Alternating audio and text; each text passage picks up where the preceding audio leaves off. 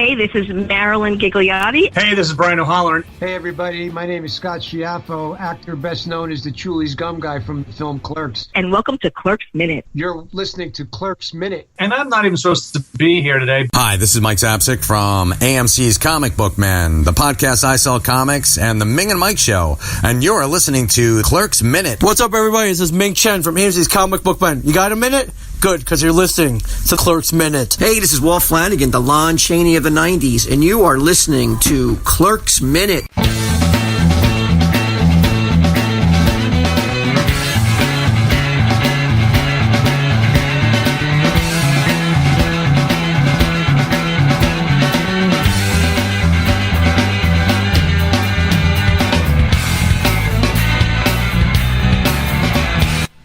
Hello everybody and welcome back to the Clerks Minute Summer Series.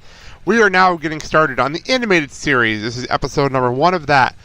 This, everybody knows, just for full disclosure, this was originally a Patreon exclusive episode, so we're plugging our Patreon throughout the show. Please ignore that because we had to close our Patreon after we recorded this episode. So, ignore our Patreon plugs and enjoy the first episode of the Clerks animated series.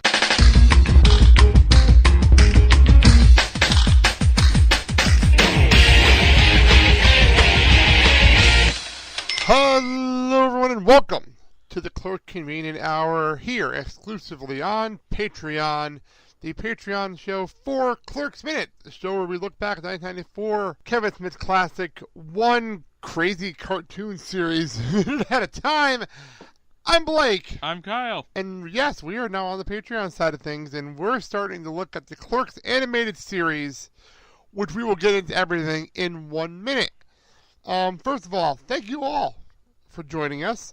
Not sure what this is going to look like. Obviously, this is our first show, and I know a lot of people wait on the first episode to come and join us. So if you are, thank you so much. Stick around, and we'll be going through the entire animated series episode by episode. And it's weird because we're usually doing the minute-by-minute format. Yeah. We haven't done a half-hour show in a while. Yeah. So I'm sitting here. I literally have like 3 pages of notes. It's absolutely ridiculous how this is. So I guess let's get right into the show, and let's talk about the history of the Clerks animated series. That's number 1. What is your history with this show? Because I only kind of watched a couple episodes on TV. This is actually my first exposure to Clerks. On the TV or on the DVD set? The TV. Okay, I wasn't sure. That's all I was wondering. Because I know I watched the series on TV. Yeah. But I don't think I obviously didn't see them all because I was in air them all, obviously. I don't think I only saw like 1 episode on television. And by the way, if you actually own the DVD set, the commentaries are worth listening to. It's basically 6 episodes of venting. Of course. That sounds about right with them. I'm not surprised whatsoever. So basically, this is a textbook example of it getting screwed by the network. Didn't ABC have a thing like that at the time? They did this show. They did to the Dennis Leary show, The Job, I believe, which I absolutely loved. Yeah, they basically picked it. Basically, did this because of the rush in the late '90s, early 2000s to actually do shows like South Park. Okay. Because of the success there, and I was gonna say, between the time the episodes began production and they aired, Who Wants to Be a Millionaire became a breakout hit, so basically that makes sense. So basically they buried Clerks so they could give it an extra half hour. That doesn't surprise me. I did watch Millionaire, so that doesn't really surprise me, you know? So yeah, the moral of the story is it doesn't matter how much time and effort you put into a TV show, not only are networks that are fickle with desires that will change at a whim, Regis will eventually fuck you.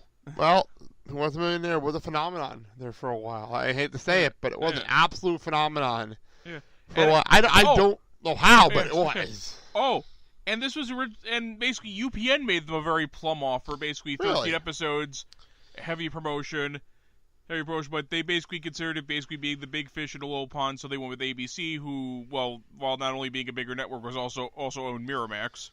Makes sense. That makes sense. And they basically admit in the commentary that this was not the wisest decision they ever made. Well, unfortunately, I don't think, if I remember hearing right, Kevin didn't even have the rights to the show. No, ABC does, and they refuse to sell them. That sucks, you know? Which makes no sense, because if you're not going to do anything with them, why are you sitting on it? Yeah, I don't get it. I don't understand it. At least they got a DVD release. Yeah. That much I'll give them. But still, I don't understand. I don't understand why this show didn't get some kind of like, for instance, the whole thing, like, you put it on Comedy Central and this show can last for years. You know what I mean? It's simple. Or even Fox. Comedy Central and Cartoon Network were interested in actually doing more episodes. Disney just ABC refuses to sell them the rights. Oh, Disney. Couldn't say Disney because Disney owns everything. But that's true. Well, we get into this, we pop the DVD in, and they give us all these options on what to watch. We didn't do the straight-up episode because we only have so much time up here. And even better is, it opens with a Jay and Bob intro. About to say, we press play, and we get a really weird, bizarre, live-action intro at a expensive Hollywood estate because Jay and Bob could afford it with their fat Clerks animated stash. Yeah. The fuck? Yeah. What a weird start. Apparently this was before they actually got their hands on the fat Blunt Man and Chronic cash. Out of curiosity, I just want to know this. I'm checking the dates real fast. Canonically, where does this land with the movies? Like the View universe. So 2000, you said it would come out? Yeah. So I think it came out after Dogma. Oh, Dogma. It was the Clerks, Mallrats, Chasing Amy, Dogma, and then this, and then Jay and Silent Bob Strike Back. Yeah. So that's how this works. That is the official order. And yes, by the way, just for the record, because this is going to be really doing this first episode because we had a lot of notes. We will be talking about the Jay and Silent Bob reboot as more information comes out on this Patreon show. Just to clarify that. So we get into this, into the episode proper. Oh, not yet. Not yet. We get a full disclaimer that I took pictures of, and Kyle will read to you. Voiced by Kevin Michael Richardson. Yes, go for it. What's our disclaimer? The following television show is entirely fictitious. Any similarity to the history of any person living or dead or any actual events is entirely coincidental and unintentional. Except where specifically noted otherwise in the cast and crew credits. All celebrity voices are impersonated and no celebrities have endorsed any aspect of the show. Is anybody still watching after all that? And then we get the next screens. Because this was originally supposed to be the first episode, but it was supposed to wound up originally supposed to be aired fourth before ABC buried the show. I don't understand. Before you continue, why the hell would they not air this episode first, and why ABC would put it fourth? I don't understand that. Because ABC is run by a bunch of re-rees. I don't get it. I don't understand the logic. But continue. Okay. What follows is the fabled Lost Pilots of Clerks. Originally planned to air May 31st, 2000, it was lost in the test audience who hated it, and was eventually lost under a pile of unaired Wonderland and Wasteland episodes. Unfortunately, someone found it, and now you're going to have to watch it. Tune in next week for a much better episode. But for now, though, courage. I don't understand what happened here. I mean, this is not like it's a bad episode at all on any level. It's a fun episode. It's not the best show in the world, but it's fun. I think Monkeys would have been able to run the network better. Let's say, who was running the ABC network at the time? Do we happen to know if it was still Eisner at the time, or do we know? I think Eisner was still in charge of Disney at the time. I'm looking at that because I don't actually know. All right. I'm looking up Michael Eisner because I think he was still running the show. If it was him, I understand. Because as much as a visionary as he was for like the Disney afternoon, he could be incredibly short-sighted. Yeah, like I get it. I mean, there's certain ways. Like Disney very nearly had Lord of the Rings. It's just he wanted to make it all one movie and short. Yes, Eisner was still in charge. Eisner was in charge in 2005. So this is 84 to 2005. Eisner was in charge. That makes sense. I mean, if Eisner didn't like it, he wasn't going to air on his network. I understand the point of view. If he doesn't like a show, I'm not going to put money behind it. And I get it. But at least air all the damn episodes you got. I mean, that's my issue with this problem on this one, you know? Yeah. Well, moving back into the show itself, we have previously on Clerks, which was the Rainbow Test Bars, which cracked me up. I'm not going to lie. That's a great opening joke. All right, so we enter pretty much a cold open, I guess. Yeah. A cold open. Yeah. And enter the store, and we have a customer walk in looking for smokes. And a can rolls out from behind the wall, and you hear... Is it safe? Is what safe? Is it safe? Yes, it's safe. It's very safe. Is it safe? It puts the lotion on its skin. It puts it in the basket. Shut up, man. Is it safe?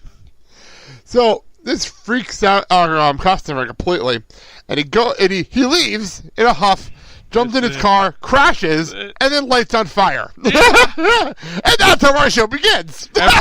And Randall and Dante stand up from behind the counter. 30 seconds. You owe me $5. Not $5. Just take it out of the register. And then the guy on fire runs by the window. What the fuck? What a weird start to this show. And then we get into the Clerks cartoon theme composed by James Elvin Abel, who now works rather tightly with Kevin Smith there.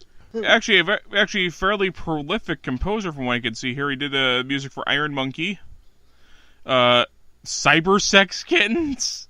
Why not? The Chimp Channel, 7 episodes of Detention. Wait, hold on. What the fuck is the Chimp Channel?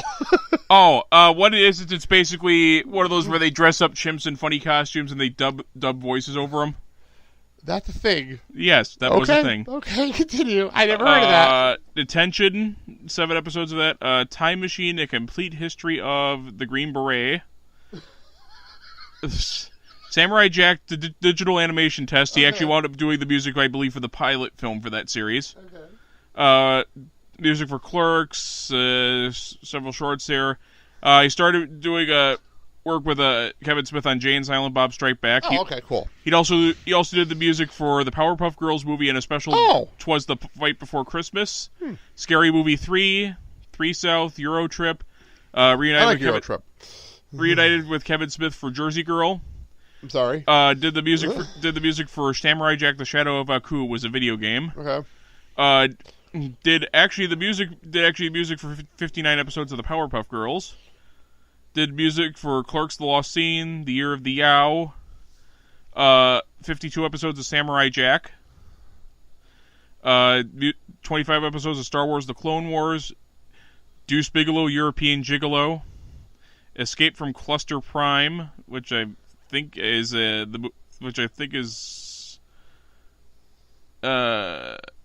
a special for My Life as a Teenage Robot. Did the music for Venom, not the superhero, it's a horror film. Scary Movie 4, Clerks 2. Welcome to Whack-A-Mole. He did My Life as a Teenage Robot, Kicking It Old School with Jamie Kennedy. The Last Day of Summer. So pretty much a hell of a list. What you're telling me. Yeah. We ain't done there. The Spider-Man Friend or Foe, a video game. Anime movie called Turok, Son of Stone. Superhero movie. Zack and Miri Make a Porno. Kevin. An American Carol. Foster's Home for Imaginary Friends. Powerpuff Girls Rule, which is a TV movie. Another Powerpuff Girls TV movie. Frequently Asked Questions About Time Travel. The series Foster's Home for Imaginary Friends. I Hope They Serve Beer in Hell. Justice League, Crisis on Two Earths, Scary Movie 5, Jay and Silent Bob, Super Groovy Cartoon Movie. Which we'll talk about future date. Yeah, the Powerpuff Girls Dance Pantsed. What the fuck? Hey, what was that? Dance Pantsed. Dude, don't even ask Clarence. me. I don't have a clue. Actually, I thought he did the music for Red State, but apparently not. Yeah. He was too busy doing Powerpuff Girls. Okay, we'll move on. So Clerks is drawn in front of a live studio audience, which is a fantastic line. Even though the irony is that you didn't hear a laugh track. I was expecting after hearing that joke, we didn't get a laugh track of the entire episode, and we didn't. I was really hoping for that. So we get Dante. We start the show exactly how we started the movie, except the only difference is Dante wasn't falling out of the closet. That's the only real difference. Yeah, he was somehow under a pile of clothes. Makes a lot more sense. Actually, oddly enough, makes more sense than falling out of the closet. Makes more sense. So he gets called into the store. We find out why later. We'll get to that later. We get to the store and he pulls up the shutter. The shutter, and the shutter says "Clerks burn in hell," and the glass window also says "Clerks burn in hell." Yeah. Because, well, why not? At least it didn't jam gum in the locks this time. No, but it said "Clerks burn in hell." So I love the fact that all hell breaks loose at the store opens, and then it's accompanied by the sound of cattle. But then it's it's a normal day for Dante. That's all it is. It's a normal day. Yeah. Okay, whatever. And then all of a sudden, a bunch of rockets explode fly across there. I was like, wait, what? Somebody launched a bunch of Roman candles. And we and I love the fact. All right, who did that? Fess up or I start calling parents. That was fantastic. I thought that was hysterical the way he said that. So he looks over and there's a whole bunch of kids, and of course they push out the geekiest one of the group and lays it on him. Yeah. Like you do. What were you thinking, Silas? They don't have the line here. Oh, I was at the beginning of it, but pretty much he goes on this whole tangent about how the expectations of your soul have been for a crossed. fair deal have been dulled by your years working at this soul-sucking minimum wage hellhole. You got me there. Okay, so we find out the JSL. Well, where'd you get him? Oh,